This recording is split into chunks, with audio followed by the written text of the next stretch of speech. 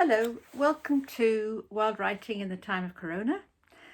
We're up to day 81 and I'd like to thank all the people who've been contributing to the workshops and to the poetry collection that we're amassing over the weeks and indeed months. It's great to see people writing and having very different styles and very different takes on what we're doing. Today I thought we'd have another change and we'd look at the type of poem that's called a ballad.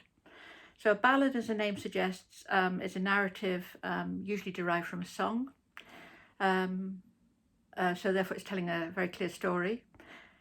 It usually is rhythmic and it usually has a clear rhyme structure. The one that I'm going to suggest you use is to write 4-line verses where lines 1 and 3 are 8 beats and lines 2 and 4 are 6 beats and lines 2 and 4 rhyme. Does that make sense? To look at an example of the form, I'm going to suggest you read Edgar Allan Poe's Annabel Lee, which I will put on the YouTube and Facebook post, where he doesn't use the form I've described, but he uses one very similar to it, and I think it gives you an idea of what the genre can sound like if you haven't come across it before. So there's no list of 6 today. There's fairly strong suggestions about the form for you to use. There's a model for you to look at. And the other thing that I'm going to set today is the point of view. So the point of view today is going to be from either for you to create or for you to choose some kind of, for want of a better word, a villain or an anti-hero or an infamous character or a bad guy or whatever. It's quite interesting trying to get into the skin of someone who's very different. So you tell the story of the events from their point of view. It can, I should warn you, lead you into some fairly grisly territory. So telling a story from the villain or the bad guys or the bad girl's point of view is what you're going to have a go at doing today. You're going to try and do it in a very regular form. I'm suggesting 4-line verses with lines 2 and 4 rhyming and having quite a clear rhythm as well. I think that you will find that has quite an influence on how you write. So, with no more ado, our paper and our still not run out yet pen and start.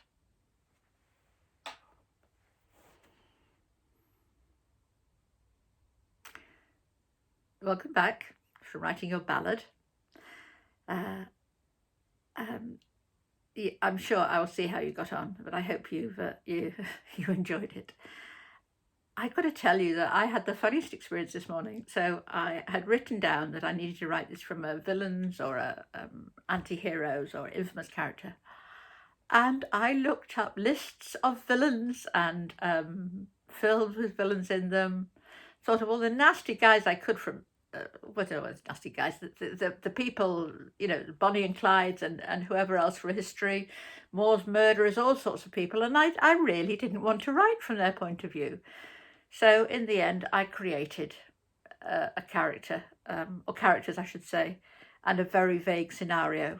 And I found in the writing of it that it was actually the form that dictated where I went rather than the content. It was very interesting. So this is what I came up with, and I've called it The Ballad of the Boyfriend. I should say before I start, I'm imagining this in an American accent. I can't do it in an American accent or sustain it, so you'll have to imagine it. So, Ballad of the Boyfriend. As I grew up slowly in town, she came calling each day. Her eyes flashed blue, deep blue. She took my breath away. We'd spend whole long hours alone. She'd snuggle close and say, "One day, Johnny boy, I'll be yours." What game was she trying to play? She started to meet other friends. going dancing most nights. Face made up and no time for me. I could sense my chest feeling tight. Sue never gave me a reason. She was slipping away. I stayed in my room, deep in gloom. I had to find a way. New Year's Eve brought fresh snowfall. That would help with my plan. She knocked on the door. She came in, called me a handsome man. Oh, Sue, dear Sue, what have you done? Why do you fool around? She turned away. She shivered, fixed blue eyes to the ground. It's not that I don't love you now, but you are kind of strange. With other guys, I have more fun. Do you think you can change?